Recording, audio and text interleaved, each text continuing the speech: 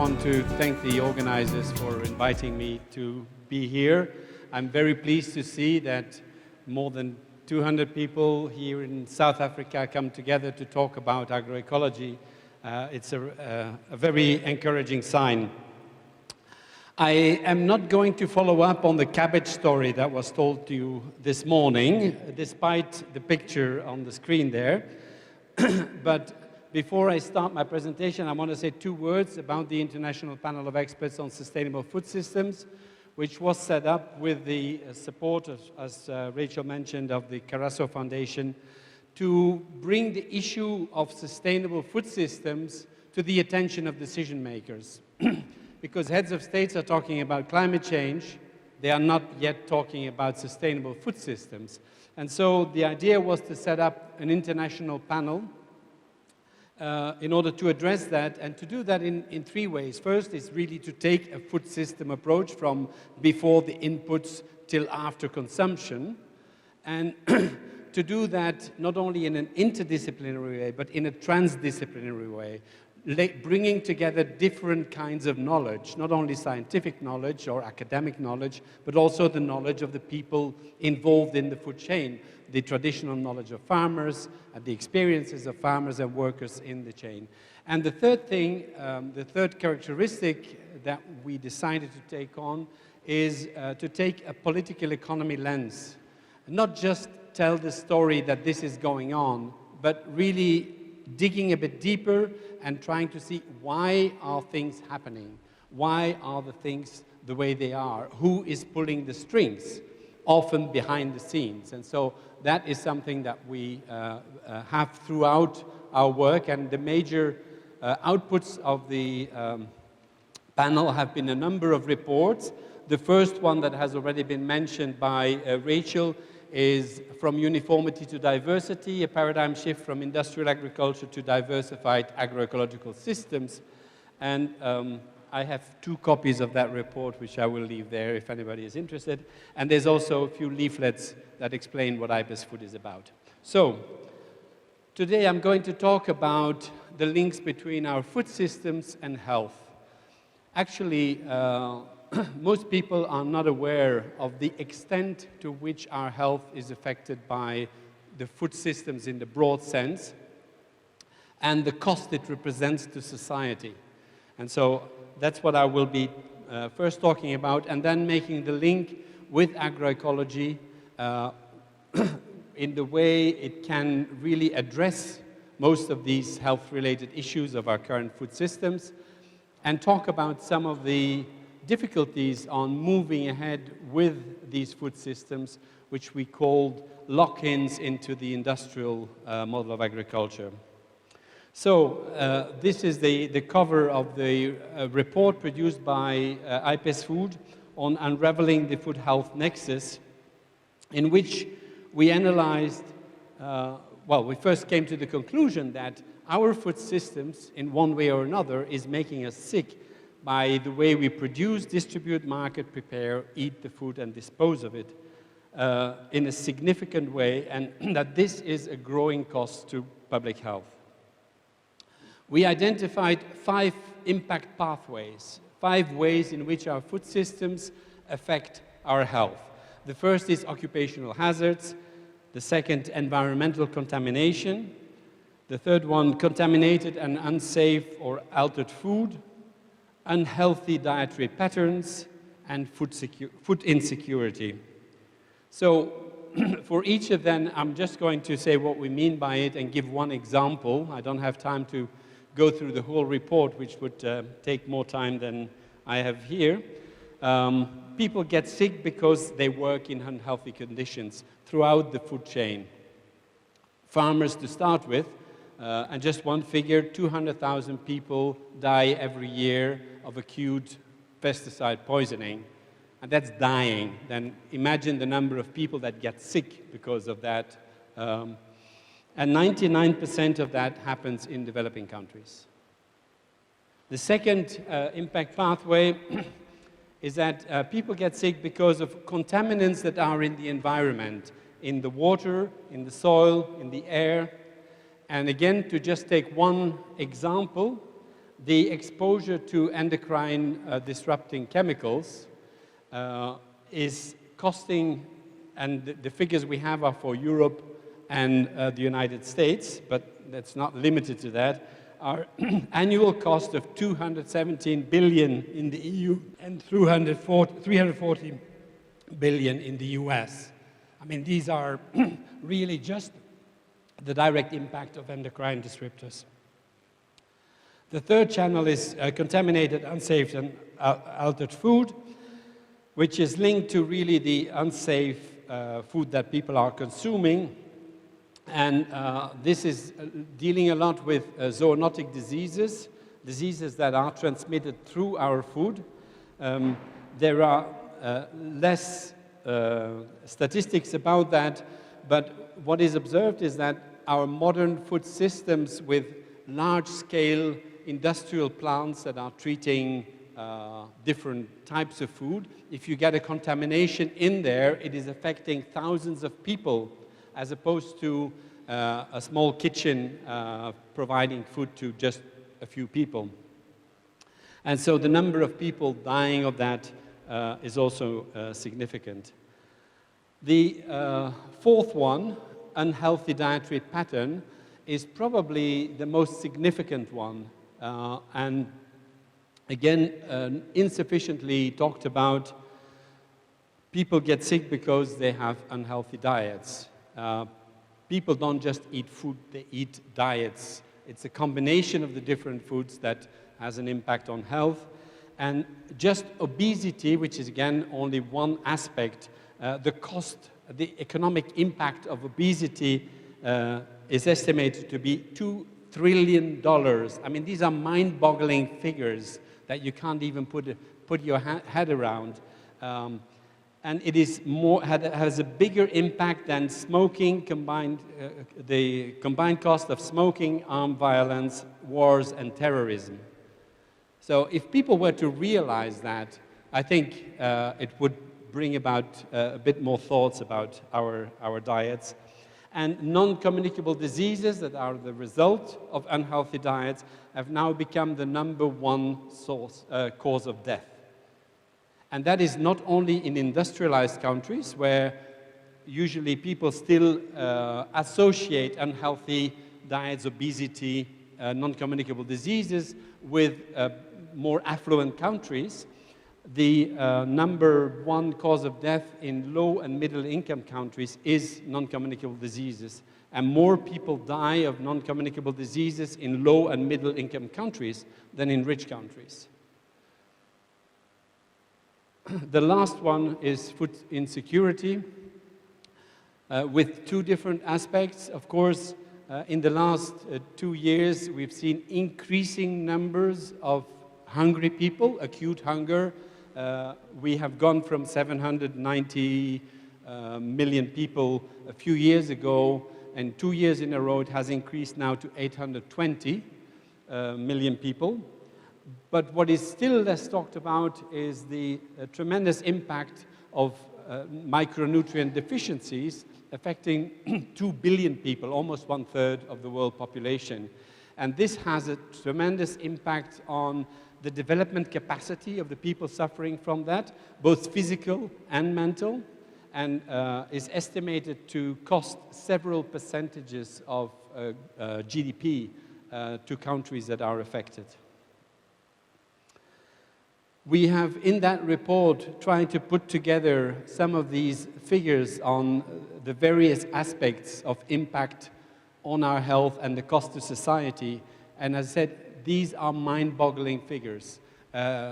It's very difficult to realize that.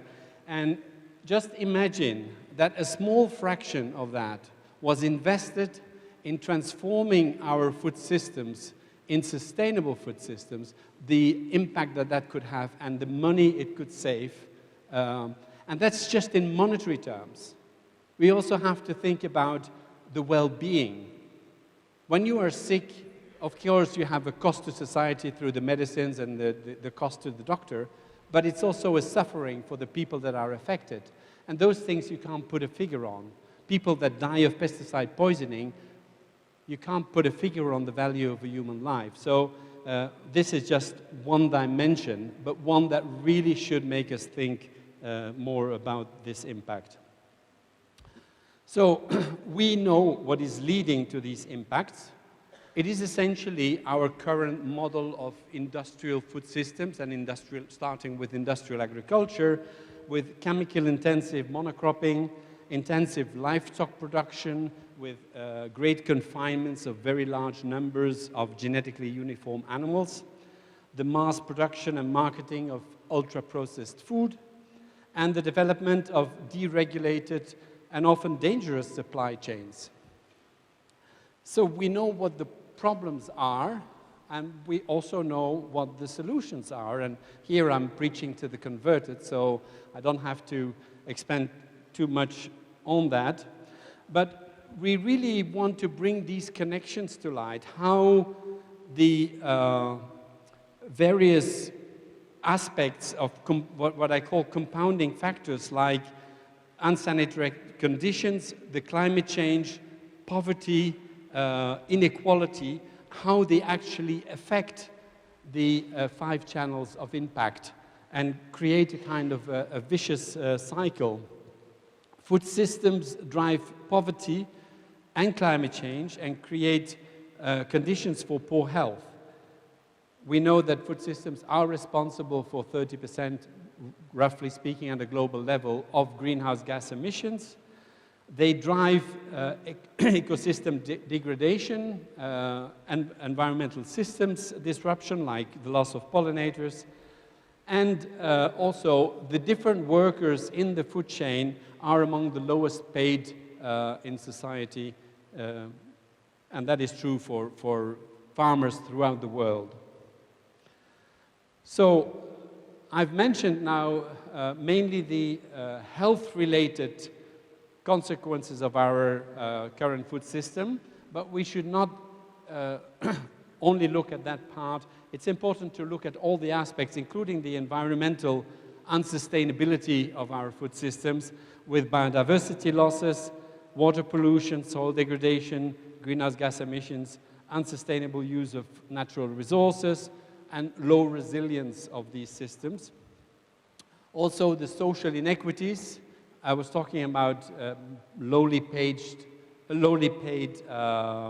workers, but I think it is true in virtually all countries of the world, or all parts of the world, that farmers are among the poorest people in society. They are really controlled by the people higher up in the food chain. And even in countries like France published some data 2 years ago that about 1/3 of French farmers are earning less than 350 euro per month, which is 1/3 of the minimum wage.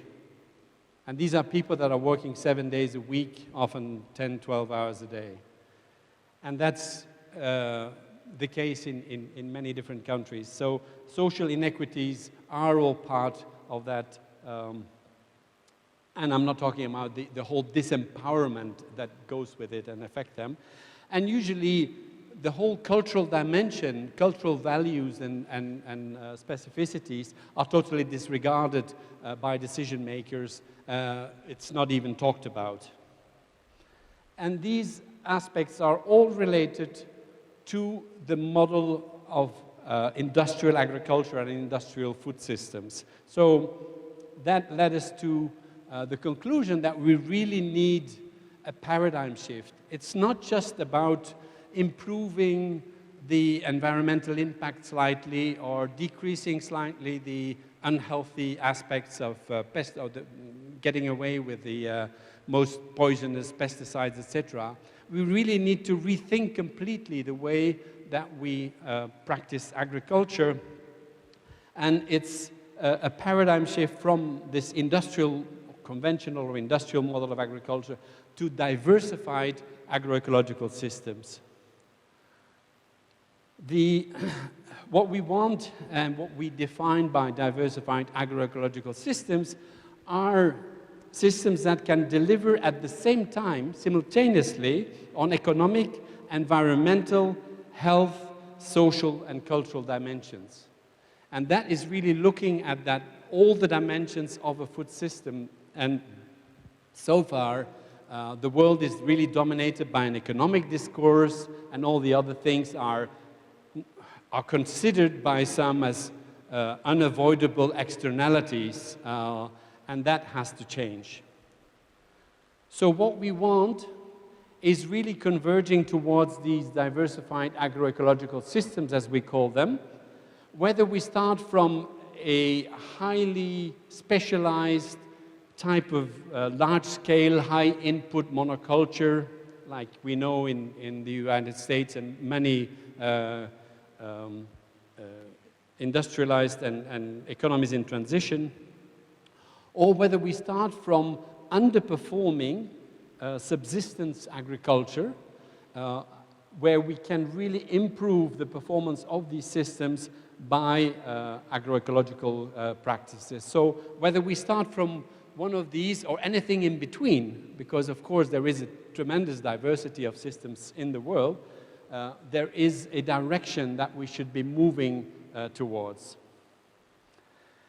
We have, and that's what basically some of the heart of the report here, enough evidence today, despite the fact that very little research is invested in agroecology in general and alternative food systems. There is enough evidence to show that from a productivity or purely economic point of view, we can deliver what is necessary. From an income point of view, often it can perform better. But what is extremely important, especially for poor small farmers, is the increased stability and resilience. Because you diversify, you have actually an insurance factor built in your production system. If one crop fails 1 year, you have other sources of income. And so this resilience and stability is extremely important, because a poor smallholder farmer that has no reserves cannot afford to miss one harvest if he's specialized in one particular crop. And a lot of the pressure on agriculture in Africa and many other colonized countries has been geared toward export commodities and specialization in those. The environmental outcomes of diversified agroecological systems really show that we can put carbon in the soil and transform agriculture into a solution rather than being a net serious emitter of greenhouse gas emissions. It can boost biodiversity, or it does boost biodiversity, and has a tremendous potential in restoring degraded land. We heard already in Katarina's presentation the importance of degraded land. Almost 1/3 of the total agricultural land is considered degraded or severely degraded. And also another aspect that is often not taken into consideration is the ecosystem services provided by agricultural landscapes in terms of water and nutrient cycling, pollination, pest and disease management, but also others, just the landscape management and the recreational aspects that can be related to that. What these diversified agroecological system actually represent is a virtuous cycle, which is exactly the opposite of what industrial agriculture does. By putting more and more inputs, it destroys the soil, requiring more and more inputs, and that's a vicious cycle. Here, the characteristics of diversified agroecological systems improve soil health and fertility, create habitats for wild biodiversity, it's increasing soil carbon sequestration, leading to restoration of nutrient cycles, low greenhouse gas emissions, resilience, etc.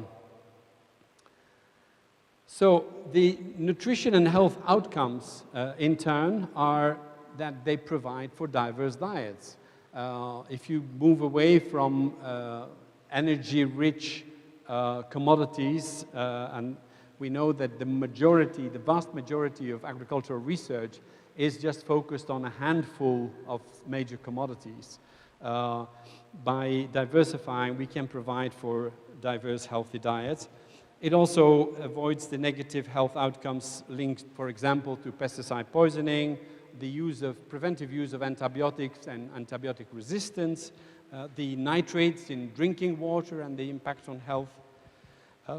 And also, evidence is there that there are beneficial, higher levels of beneficial nutrients in crops that are growing in agroecological organic manner by having higher omega-3 fatty acids in meat and milk produced organically, or higher levels of antioxidants and such as polyphenols in plants that are grown organically.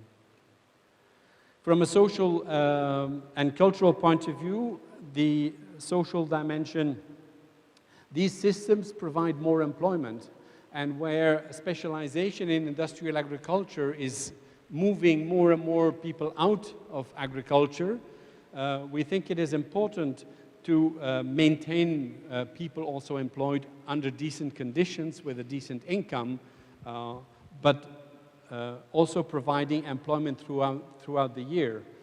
We know that in highly specialized agricultural systems, making use of seasonal workers that are often treated in inhumane manners, not having access to health care or to insurance, or certainly no pension and no income outside of that employment period. So there's room for employment throughout the year. And also it reestablishes, because of shorter value chains, closer links between the farmers and the consumers.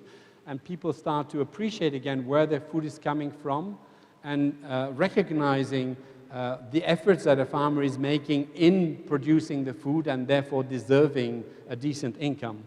And from a cultural point of view, it's bringing back a lot of traditional crops into our food systems, with often the traditional uses of these crops and the cultural values associated with it, but also integrating traditional knowledge in the production system and reviving that traditional knowledge that is being lost in industrial systems at alarming rates. So one thing that we have looked at IPES Food, this political lens aspect, is to identify 8 what we call lock-ins. These go from path dependency. If a farmer is specialized in cereal production, all the equipment, all the commercialization chains are geared toward that and has required high investments, and so people are dependent on that. It's very difficult to move out of that into a more diverse system. Many countries have policies that favor export orientation of a few major commodities at the expense of food security and diverse crops. The expectation of cheap food, many policies at country levels have been set to produce cheap, usually cheap energy-rich, nutrient-poor food in order to avoid riots like we've seen in the food price crisis in 2009. And then you have what we call the feed the world narrative. People are saying there will be 10 billion people by 2050, and then say, and therefore we must apply more pesticide and more chemicals and more fertilizers, otherwise there will be mass starvation. Of course, not recognizing that there is an alternative that doesn't have all those downsides, but that's not talked about or sometimes poorly dismissed. Compartmentalized thinking, there is not enough system thinking, whether at the government level with the environment, agriculture, health, social affairs, trade, not talking to each other and not seeing the full picture, whether at the universities with different departments that are specializing, and even within the same department in soil science you have soil chemists, soil physicists, soil biologists that sometimes don't even talk to each other either. So that compartmentalized thinking is really preventing a more system thinking. Short-term thinking, at the political level, people are elected for a number of years and they want to have results within that period. Preventing investment in longer-term things, and we know that if you have a highly degraded soil in an industrial model, if you want to rebuild soil health and fertility, it takes several years, you have to develop the whole commercialization chain that goes along, and that's often not. And the same thing for the private sector.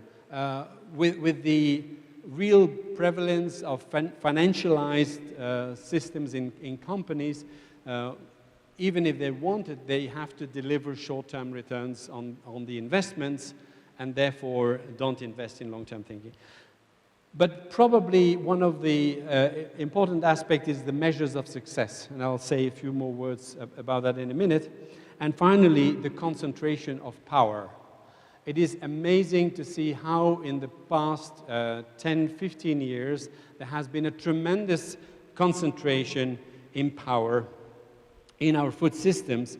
And if you look at the input side, the vast majority of the market size for seeds, fertilizers, agrochemicals is in the hands of just a handful, or less than a handful, companies. The same for research and development in poultry or pigs. It's amazing the level of concentration there with just 4 firms controlling the entire world of poultry genetics. And the same for global grain trade on the buying side.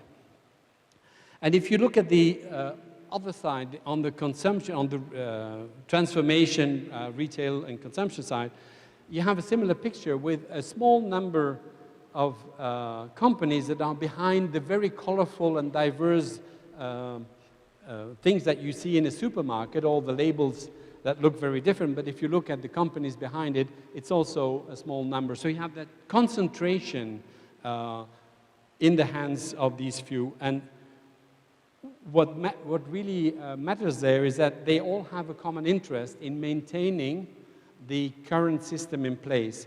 IPS Food wrote another report analyzing this. It's called Too Big to Feed, that analyzes the results of all the mergers that have taken place recently. And some of the figures that I showed there actually are not up to date. With the most recent mergers in China, it even changes the picture. And then there's not only the kind of horizontal concentration where different companies buy each other up, or they have mergers in the same sector, in the same field. For example, seed companies that come together, or pesticide companies that come together, but also vertical concentration and integration, which really sees the same companies controlling the entire chain, from the inputs to the transformation and the commercialization. And that is happening in the meat sector, like is documented here. It is also starting to happen in the crop sector, where companies like John Deere, the machinery manufacturer, is considering to buy up seed companies and pesticide companies, because they are about 10 times bigger than the biggest seed or pesticide companies.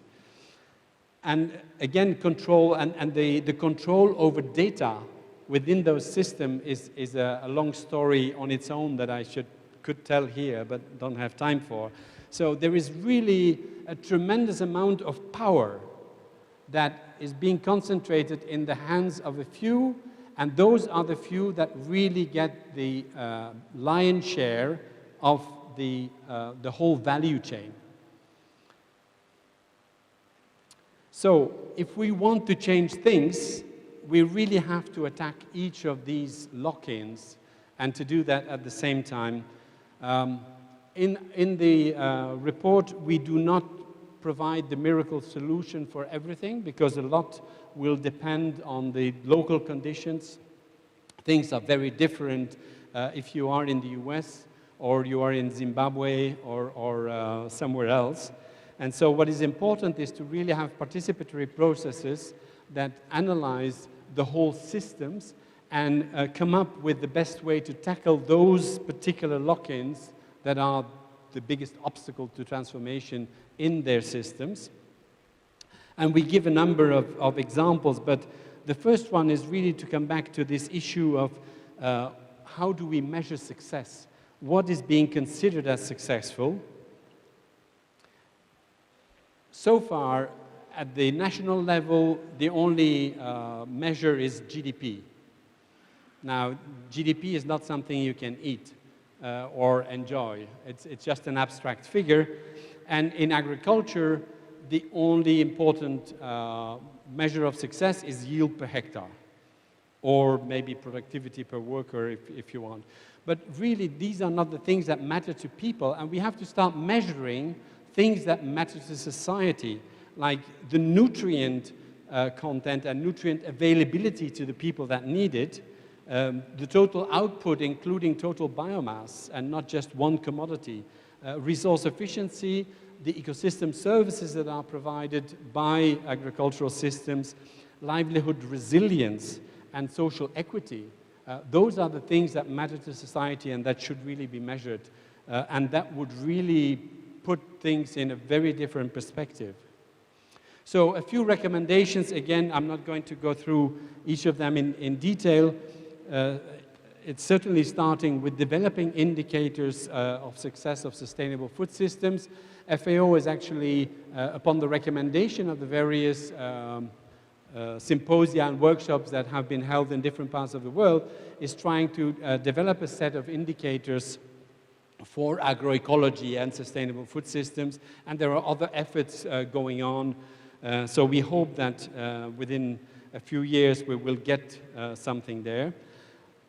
Really investing public money into producing public goods, and that means shifting public support towards agroecological production systems. I was amazed, last year I was in Canada, and their agricultural research is dependent on, if you want to apply for a grant for agricultural research, you have to have a public-private partnership.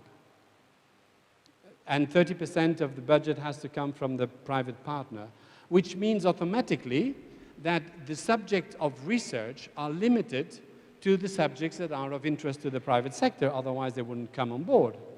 And only it will be focused on technologies that are controlled by that private sector. So instead of saying, we are bringing in, as a government, we are bringing in 30% of the research budget to support agricultural research, what is happening is that 70% of the expenses of public money are used to support private sector interests. And that has to change. So developing short circuits, commercialization circuits, alternative retail infrastructures. Public procurement can be an important tool to create markets for more sustainable food systems. There are very nice examples in Copenhagen, for example. They've moved within a few years to 90% of all their public procurement being organic. Strengthening movements that are pushing, and there are a lot of civil society organizations in the room here. Those should be more supported to do the work on bringing these issues to the knowledge of decision makers.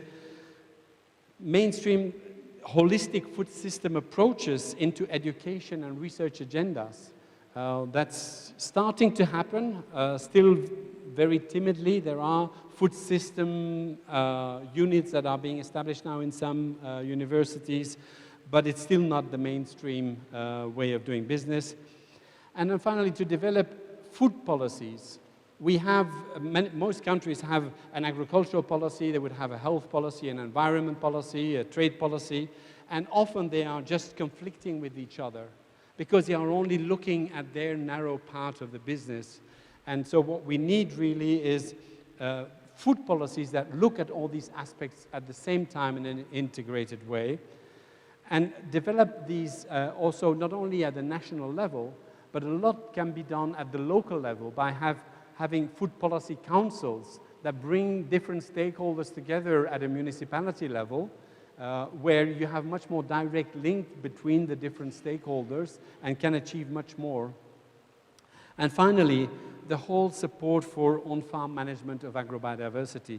This is something that has been talked about for many years in the FAO Commission on Genetic Resources, the International Treaty on Plant Genetic Resources, on the need for support on farm management of diversity. but it's been rhetoric, discussion, no action. So we need to change that. So we have, as we heard also from Katerina, adopted 4 years ago now, almost 4 years ago, the Sustainable Development Goals. And agroecology is not just contributing to eliminating hunger, the goal 2, but it's actually contributing directly to at least 12 of the 17 development goals, and indirectly actually to all of them. So this is something that is very much in the spirit of the Sustainable Development Goals, which are intended to be implemented in an integrated way and not in a silo way. And agroecology can contribute to that. So if we want a transition, we really have to bring together also 4 dimensions, and that is referring to the latest report of IPES Food with 7 case studies on agroecological transition that go from a strawberry farmer, as the example was given already by Katerina in California, to communities in Central America or in China, or to a whole country like in Cuba. So what we need there is changes in production practices, changes in social and economic relations between the various stakeholders, changes in the knowledge generation and transmission, much more of participatory research and transdisciplinary approaches, and finally, changes in the institutional framework with real participation of the various stakeholders and farmers in particular. So, whether we start from anywhere between these 2 extremes, what we don't want to see, and which is happening unfortunately, is that we see underperforming subsistence farming being pushed towards industrial agriculture in order to increase productivity, neglecting all the other dimensions and often even failing to increase productivity, certainly in a sustainable way. And so that's something that we will have to address.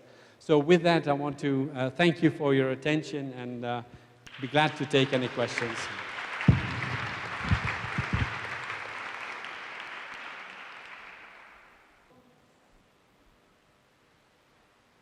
Thank you. I'm a bit surprised by, this morning was also mentioned, the Sustainable Development Goals. The problem with these is that there's a big alliance of, I think, forces that actually support the argument that we need to move subsistence agriculture to more industrial forms of agriculture. If you look at Bill Gates, if you look at Mellon Foundation, or Rockefeller, if you look at all these big guys that are now rallying together in Davos, the elites, basically they have that transition in mind, and they're all adhering to this global sustainable development goals. So I have a bit of a problem that we have to operate in that complex field. I like to move away from that, or to stay away from that. I think I agree that these big hats are talking at Davos about sustainable development goals, but that's not what matters. It's really what is happening on the ground, and the development goals have been put together in a rather broad participatory way, and I think are noble goals. Nothing is perfect, I agree. There's a lot of discussions about first of all, the number there were, and then the level of indicators, etc. But it's the first time that all the countries of the world have agreed on an agenda moving towards sustainable development. The first time. So we must not just brush it aside because there are some, I was going to say a big word, people in Davos that take it by the wrong end of the stick. So I think we shouldn't throw away the baby with the bathwater and use these goals that have been agreed upon in a way that we think can serve our cause. And I know it's in contradiction with what is being said, but that's something that we have to fight. I think we have to demonstrate that Bill Gates is wrong, and whether he does it in good faith or not is another question that I have, and I don't have the answer. But I think we have to continue to provide the data that show that this is the wrong approach. There's a lot of people who say that when you try to argue against carrying on with genetically modified and the agriculture that we consider to be or alternative here, which we should be the real thing, that we can't feed the world. Is that true? Do you think that if we were to do totally organic, we could feed the world? Absolutely. I think it's very clearly demonstrated. If you start from where most subsistence agriculture is today, that is not receiving much attention, if we put in place diversified agroecological systems with the best knowledge we all have, we can double the productivity. And in some cases, there have been data published very recently that show that maize yields increased threefold from the traditional way of they were growing maize. So what matters is not whether we can equal organic with industrial food in the US. What matters is where the people are hungry, where we need to produce more food, what can we do there? And there we are confident that we can double the yields, which is more than enough to feed the 10 billion people that are coming. I think what is very important is to reinforce your governance with existing complementary system, like the gentleman was saying, sustainable development is, hanky. You've got indigenous people's rights charter, completely agreed by the whole rest of the world, but that is very difficult to address because it addresses the issue of land, like in South Africa, the issue of water, the issue of biodiversity, but this is a people's control things. The Earth Charter, which is a beautiful charter, is not even advocated in very small things. Also, the gentleman was talking about names like Bill Gates and all these kind of things. In agroecology, we've got big names also, but nobody talks about Wendell Berry and Vandana Shiva and things. Why don't we turn them into stars also? Because I'm asking you, would you be able to do that in your...